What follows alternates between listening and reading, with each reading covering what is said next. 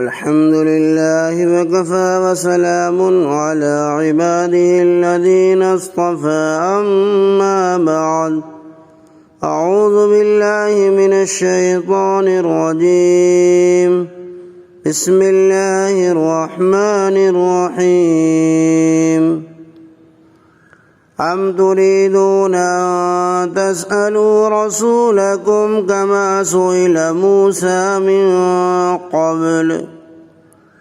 ومن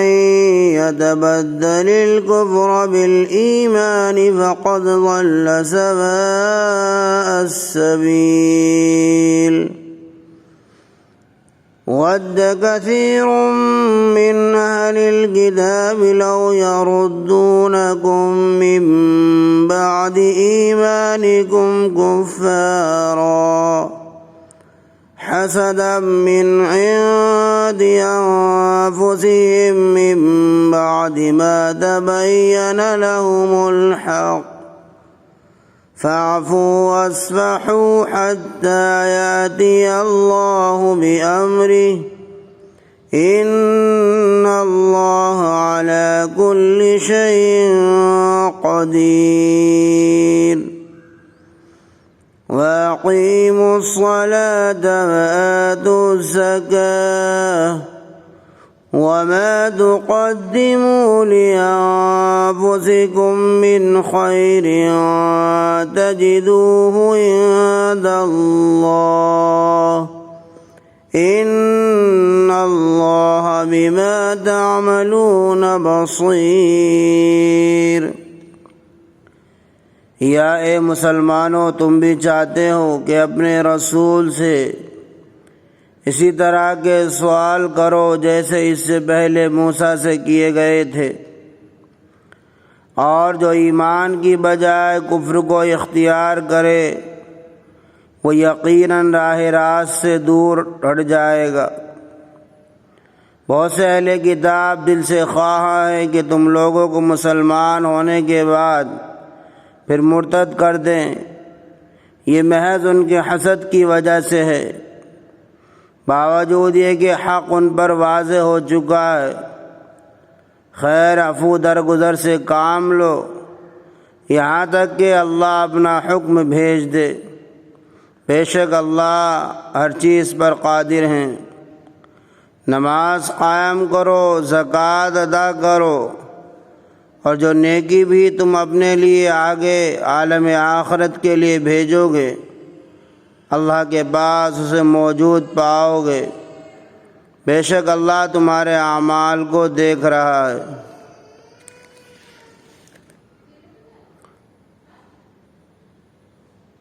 قرآن کریم کی ان آیات میں اللہ تعالیٰ نے کثرت سوال کی ممانعت کی ہے۔ یہود مدینہ کو اگرچہ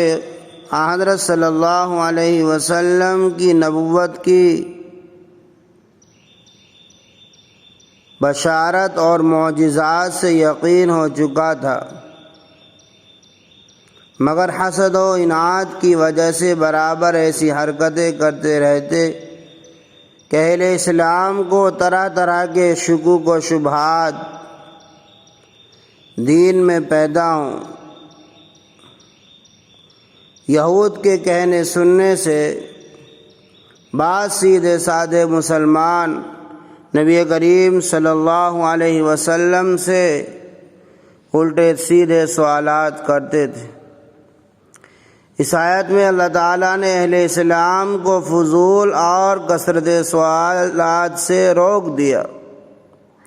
جو وہ نبی کریم صلی اللہ علیہ وسلم سے کیا کرتے تھے، کیونکہ کثرت سوال کی عادت بہت بری ہے۔ چنانچہ اللہ تعالیٰ نے ارشاد فرمایا، ام تريدون أن تسألوا رسولكم كما سئل موسى من قبل ومن يتبدل الكفر بالإيمان فقد ضل سواء السبيل۔ یعنی کیا تم بھی اپنے رسول صلی اللہ علیہ وسلم سے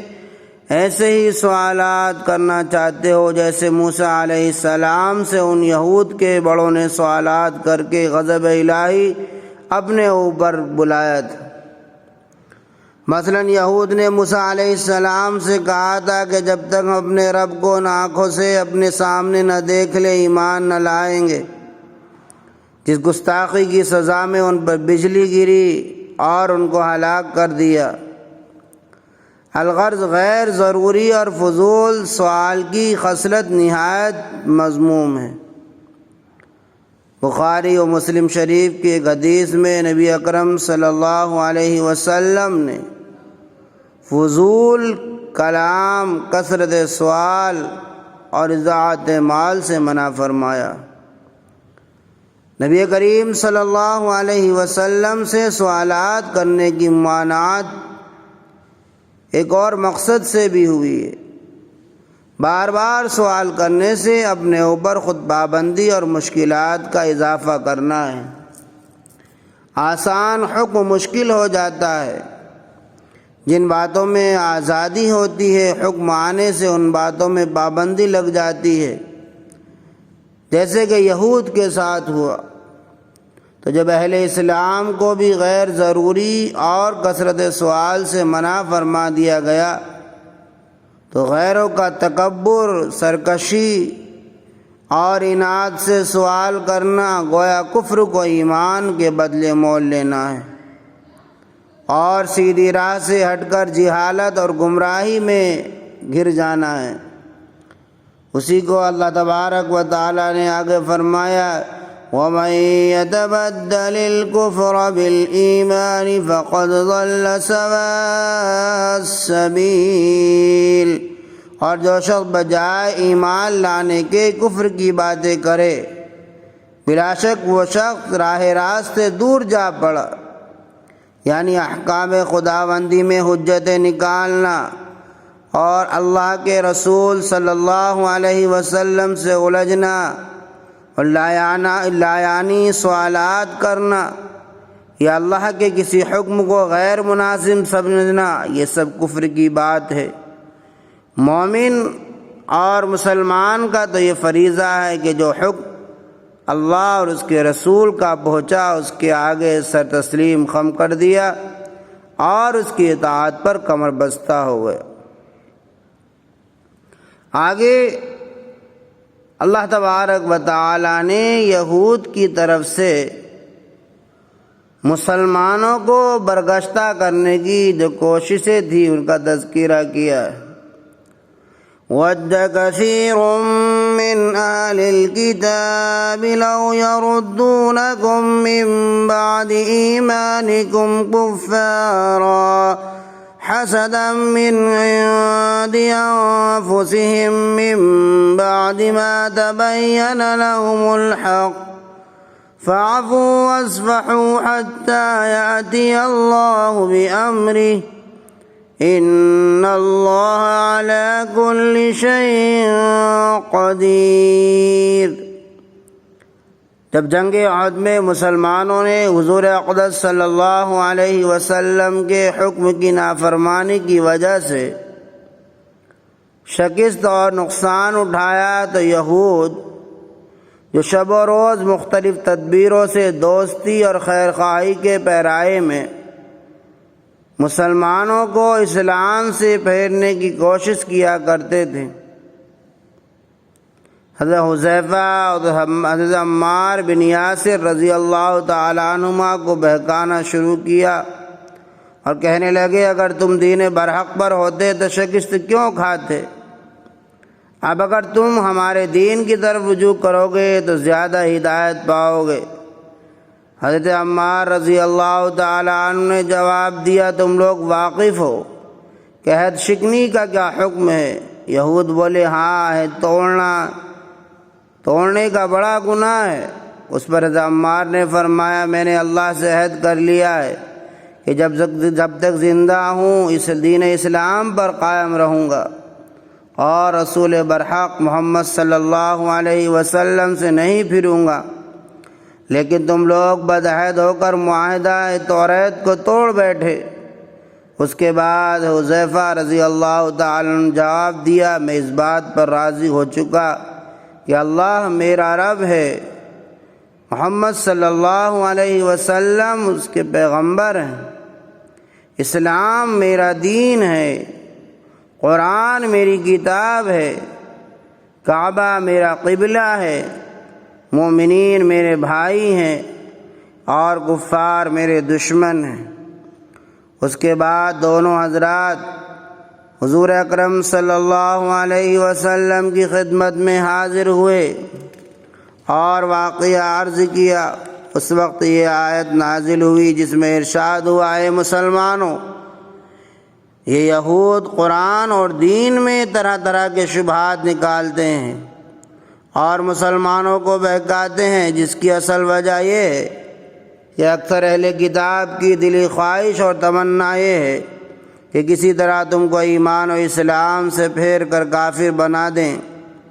اور اس غرض فاسد کا کوئی محرک اور باعث تمہاری جانب سے وقوع میں نہیں آیا، بلکہ بلا وجہ محض حسد کی بنا پر کہ جو خود ان کے ناپاک اور گندے نفسوں سے پیدا ہوا ہے۔ اور پھر تعجب یہ ہے کہ ان کی یہ کوشش اور حسد کسی شک و شبہ کی بنا پر نہیں، بلکہ اس کے بعد کہ حق ان کو خوب واضح ہو چکا ہے کہ مسلمانوں کا دین، ان کی کتاب، ان کا رسول سب سچے ہیں۔ تورات اور دیگر کتب سابقہ میں خاتم النبیین کے جو فضائل اور صفات بیان کیے گئے ہیں وہ سب نبی کریم صلی اللہ علیہ وسلم کی ذات مبارک میں دیکھ چکے ہیں، لیکن اس کے باوجود جیسے خود کافر ہیں مسلمانوں کو بھی ایسا کرنا چاہتے ہیں۔ اس کے بعد ارشاد ہوتا ہے کہ مسلمان ان یہود کے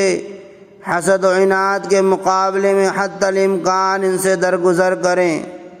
اور انتقامی شکل نہ اختیار کریں، نہ زبان سے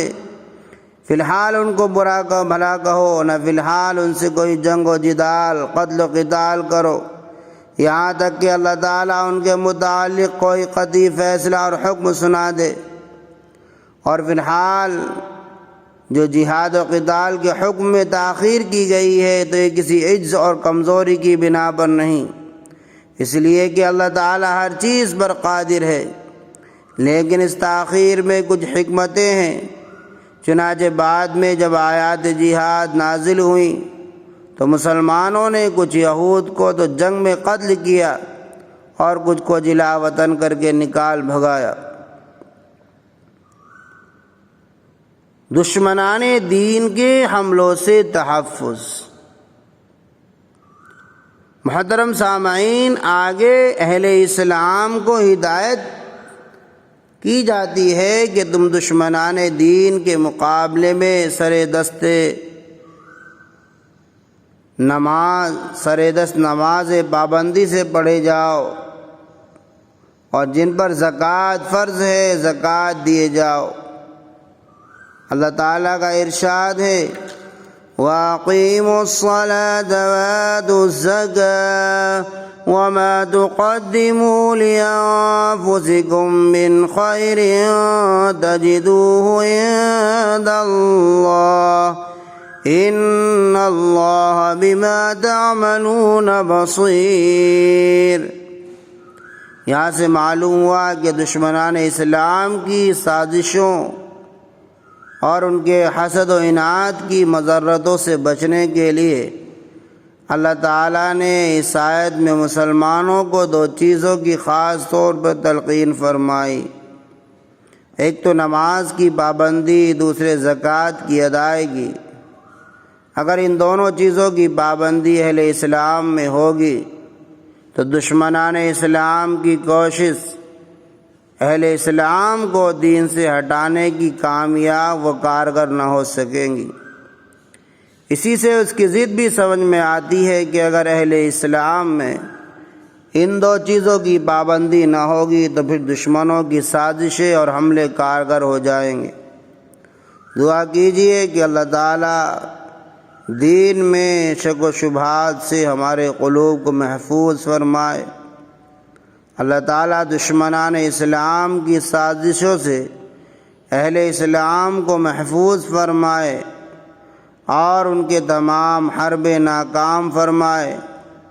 اور اسلام و ایمان کی برکت سے ہمارے تمام معاملات کو درست فرمائے، آمین۔ وآخر دعوانا ان الحمد للہ رب العالمین۔